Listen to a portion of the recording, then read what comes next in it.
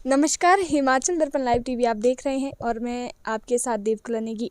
आज हिमाचल दर्पण live TV की टीम राजकीय वरिष्ठ माध्यमिक पाठशाला सौंग में पहुंची है और यहाँ पे एकमात्र खेल का मैदान जो है वो जिसकी हालत बिल्कुल ख़राब है, उस पर क्या कहना है यहाँ के स्थानीय अध्यापकों का, इनसे बातचीत करेंगे। तो सर, सबसे पहले आपका स्वागत है हिमाचल दर्पण लाइव टीवी में।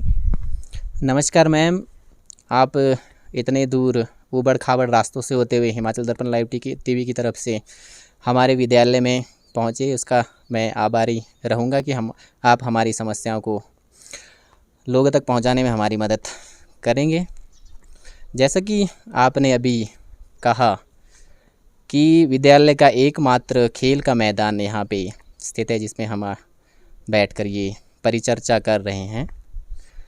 इस मैदान का कार्य वर्ष 2017 में LADA local area development authority द्वारा स्वीकृत की गई थी और इसमें लगभग 12 लाख की राशि का प्रावधान था। इस कार्य को आगे बढ़ाते हुए लोकल पंचायत द्वारा इस कार्य को प्रधानाचार्य की जो परमिशन के साथ इस कार्य को स्टार्ट करवाया गया। फिर बाद में कुछ वित्तीय अनियमितता के चलते इस कार्य को वर्ष 2017 में ही रोक दिया गया। जैसा कि आप देख पा रहे होंगे, मेरे पीछे ठीक एक ग्राउंड है। यहाँ पे पत्थरों को बिठाकर जो सोलिंग का कार्य है वो पूर्ण तो किया गया, मगर इसके पश्चात जो आगे की आगामी कार्यवाही होनी थी, इस पर स्लैब लगने थे सीमेंट के और इसमें रेड स्टोन का लगना था, वो कार्य अधूरा रह गया।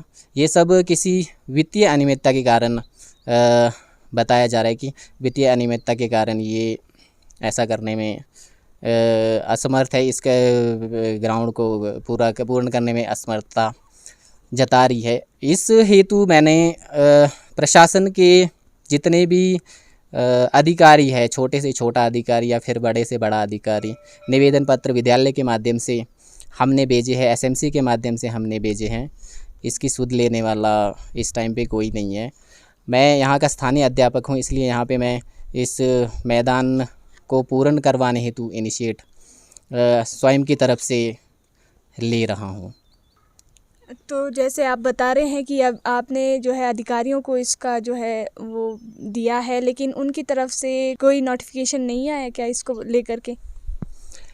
इस बारे मैंने लोकल एरिया के पंचायत, हमारे ग्राम पंचायत सौंग के प्रधान महोदया जी से बात की है।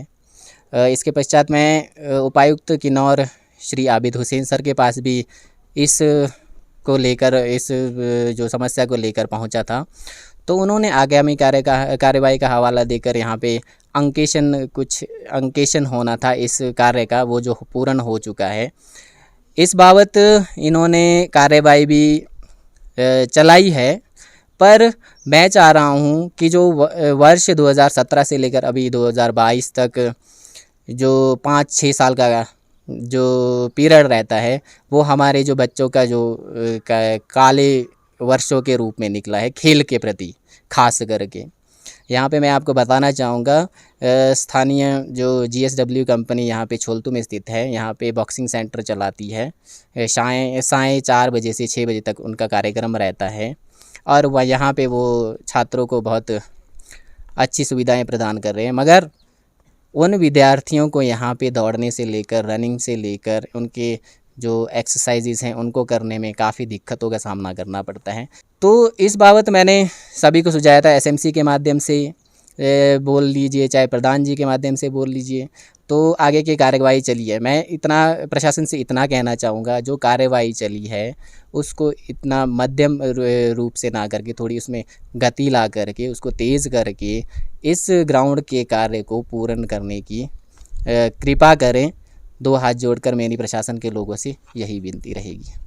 मैम, मैं आपको बताना चाहूँगा, वर्ष 2019 में यहाँ से केवल जो स्कूली टूर्नामेंट्स होते हैं, अंडर 19 टूर्नामेंट्स में केवल हम लोग 14 विद्यार्थी यहाँ से कल्पा ग्राउंड में लेकर के गए थे।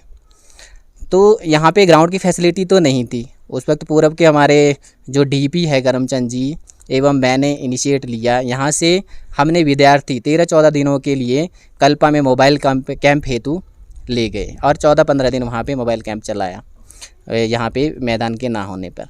और उसी वर्ष हमारे विद्यालय के विद्यार्थियों ने जिले लेवल पर एक तो बॉक्सिंग में सेकंड प्राइज़, और आपका कबड्डी में भी अच्छा प्रदर्शन रहा, और फुटबॉल में रनर अप हमारी टीम रही, एवं कई बेस्ट एथलेटिक्स हमारा रहा। बॉक्सिंग में बहुत अच्छा विद्यार्थी ने प्रदर्शन किया। यहाँ से कम 3-4 जो बॉक्सर्स हैं हमारे, वो स्टेट में परफॉर्म किया। तो इस तरह इनिशिएट लेकर के वर्ष 2019 में हमने जो मैदान के ना होते हुए भी बच्चों को इतनी जो हमारी तैयारियां हैं वो करवाने की वो करी। मेरा प्रशासन के लोगों से एक ही निवेदन रहेगा कि इस कार्य को दूसरे कार्यों से ना जोड़ करके, यहाँ पे LADA के तहत करोड़ों रुपए की राशि वर्ष 2016-17 में स्वीकृत हुई थी। उसमें आपके पंचायत भवन का कार्य था, उसमें आपके मंदिरों का कार्य था, उसमें आपके GPSों का कार्य था, और इसमें हमारे यहाँ पे खेल मैदान का कार्य था। पर अभी प्रशासन उन सारी जो व्यवस्थाएं थी इसके तहत स्वीकृति जितनी हुई थी, उन सभी कार्यों से इसको जोड़ करके देखा जा रहा है। मैं प्रशासन के लोगों से गुहार लगाना चाहूँगा कि वो अन्य कार्यों के साथ इसको ना जोड़ करके इसका अलग से फैसला करके और इसकी जो कार्रवाई चली है उसमें तेज़ी ला करके इस कार्य को जल्द से जल्द निर्माण की ओर आगे बढ़ाएं। जैसे कि मैं सुबह देख रही थी मॉर्निंग असेंबली की, अगर हम बात करें कहीं ना कहीं स्वच्छता और स्वच्छ भारत का जो है वो एक मिशन भी चला है, और यहाँ बच्चे जो है धूल मिट्टी में बैठ रहे हैं, तो कहीं ना कहीं उनके स्वास्थ्य में भी जो है फ़र्क पड़ रहा है। इस पर क्या कहेंगे आप? जी, मैं इस पर यही कहना चाहूँगा कि हमारे पास तो जितनी सुविधाएं हैं हम उसको बेहतर बनाने की कोशिश करते हैं। गोल्ड या डायमंड की खरीदारी का सोच रहे हैं तो विजिट करें राजेंद्र ज्वेलर्स, जो आकर्षक उपहार के साथ देते हैं बेहतर सेवाएं। 916 हॉलमार्क्स गोल्ड और डायमंड ज्वेलरी बहुत ही कम बनाई की लागत के साथ। हमारे यहाँ आप खरीद सकते हैं शादी के आकर्षक डिजाइन से बनी ज्वेलरी। तो आइए और खरीदारी कीजिए और कीजिए अपनों को खुश। राजेंद्र ज्वेलर्स, नजदीकी शून्य मंदिर, सोलन, या कॉल करें 9816130423 9625682430।